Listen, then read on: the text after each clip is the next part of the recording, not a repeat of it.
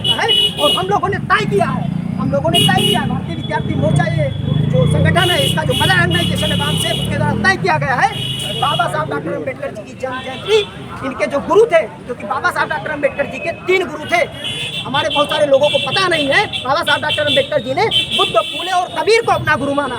कुछ लोग जो दलित हक की लड़ाई है भारत में, देखो चाहिए, दलित हक की लड़ाई नहीं है, ये दलित हक की लड़ाई नहीं है, मूल निवासी बहुजनों की लड़ाई है। दलित हक की लड़ाई क्या हो, ये दलित हक की लड़ाई नहीं है।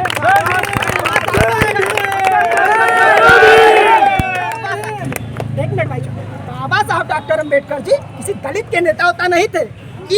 ये कुछ मनवादी लोगों के द्वारा एक षड्यंत्र के तहत बाबा साहब डॉक्टर अम्बेडकर जी, उन्होंने तो संविधान दिया, तो सभी जाति और धर्मों को देखकर तो बाबा साहब डॉक्टर अम्बेडकर जी दलितों के नेता कैसे हुए? समस्त भारतीय, भारत में जो भी नागरिक, जो कि पहले प्रजा हुआ करते थे, आज भारतीय संविधान के अनुसार नागरिक हो गए, तो भारत में जो भी नागरिक निवास कर रहा है उन सभी के मसीहा है डॉक्टर अम्बेडकर।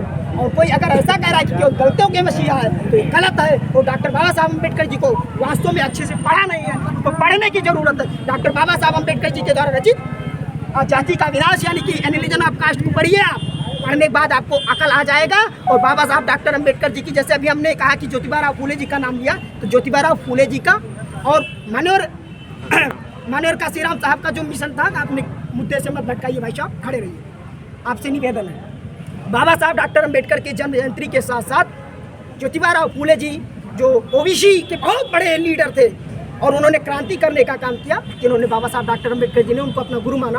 तो यानी हम लोग ज्योतिबा राव फूले जी और बाबा साहब अम्बेडकर जी को लेकर के पूरा अप्रैल माह पूरे भारत में, भारत के 657 जिलों में हम लोग बाबा साहब डॉक्टर अम्बेडकर और ज्योतिबा राव फूले, इन दोनों को मिला करके पूरे देश में हम लोग विचार गोष्ठी और कार्यक्रम कर रहे हैं।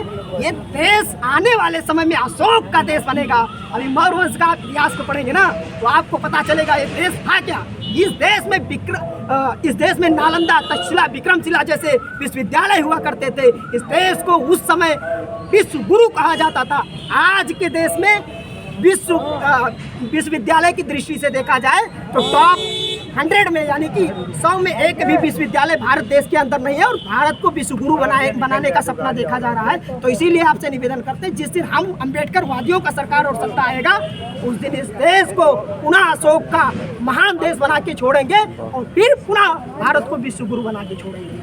75 साल देश आजाद हुए, संविधान लागू, बाबा साहब ने सबको जो है समता का अधिकार दिया। जी जी, क्या कारण रहा, क्या वजह रहेगी, किसकी कमी रही जो कि आज जो है लोगों को पनप नहीं पाए? देखिए, इस देश में बहुत बड़ा एक षड्यंत्र चलाया गया। षड्यंत्र क्या है आपको समझने की जरूरत है। कुछ चीज़ें डायरेक्ट होती हैं, मीडिया के सामने खड़े हैं, कुछ चीज़ें इनडायरेक्ट होती हैं। तो मैं आपको इनडायरेक्ट रूप से बताना चाहता हूँ, अप्रत्यक्ष रूप से बताना चाहता हूँ कि इस देश में बहुत बड़ा षड्यंत्र चला। इस षड्यंत्र के तहत हमारे देश में जो भी युवा हुए, जो भी विद्यार्थी हुए, किसी भी देश में क्रांति